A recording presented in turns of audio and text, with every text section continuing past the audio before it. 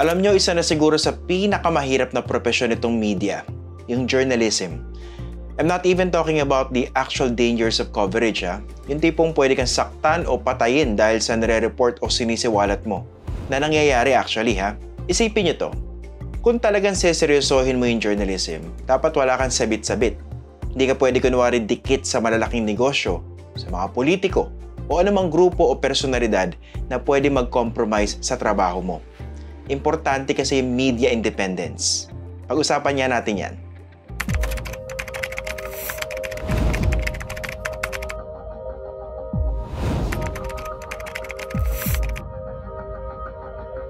Pag journalist ka, ang commitment mo dun sa kung ano yung totoo.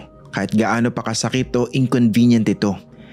Ang loyalty mo dapat nasa mamamayan kasi sila yung prone sa pang-aabuso ng mga nasa kapangyarihan.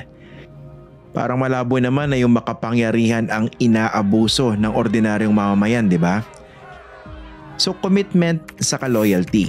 Importanteng malinaw yan sa isang journalist. Madaling sabihin pero napakahirap gawin kung hindi ka independent. Halimbawa, alam mong hindi competent o qualified ang isang appointee sa isang cabinet position. Alam mong malakas lang sa presidente. Kaso madalas mong kagolf yung cabinet official. Matagal mo nang kilala. Saka marami ka ng pabot na nakuha sa kanya simula pa dati. Kaya imbis na i-report mo yung mga nagko-question sa pagkaka-appoint niya, quiet ka na lang. Or worse, pinagtanggol mo pa kasi pinakausapan ka eh. Sa example na to, naging committed ka ba dun sa totoo? Hindi. Kaninong interes yung isinulong mo? Yung sa taong bayan ba o yung sa cabinet appointee? Don't forget, kung incompetent o unqualified ang isang itinalaga sa posisyon, malamang magkakalat yan. Pwedeng walang kwenta yung mga desisyon, yung tipong hindi pinag-isipan, basta na lang in-implement. Or worse, baka magnakaw pa. So sa huli, sino natalo? Hindi ba yung tao?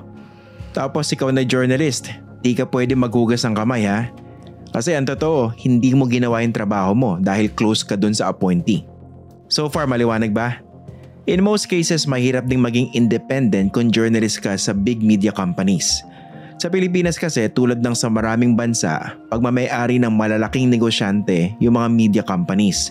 Isa lang yung dyaryo, yung news website o TV at radio network sa mga negosyo nila. Pwede may negosyo rin sila sa energy, sa real estate o sa mining. Ideally, hindi dapat nakikialam yung may-ari. Sagrado dapat yung linya na naghihiwalay sa operasyon ng newsroom at sa iba pang negosyo na may-ari.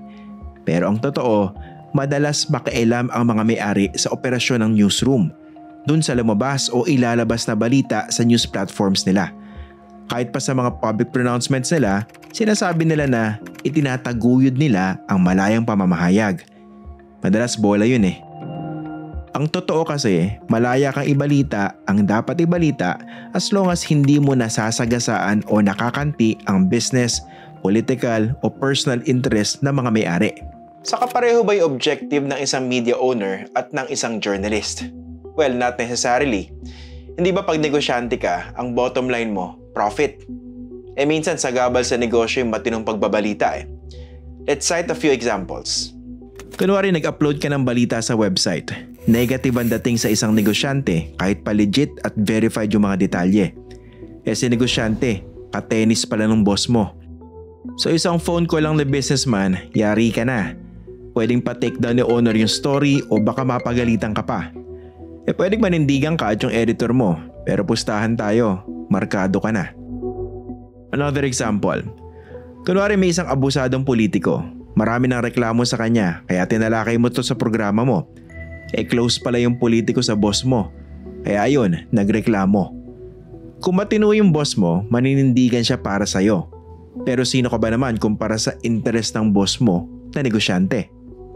Problema rin kung ang nasagasaan mo sa report mo, advertiser. Paano kung nagreklamo at nag-threaten na mag-pull out ng ads? Kahit gaano ka-solid yung report mo, yari ka pa rin. Marami pa tayo naiisip na examples kaso baka abutin tayo ng 5 oras dito eh. But you get the point naman, no?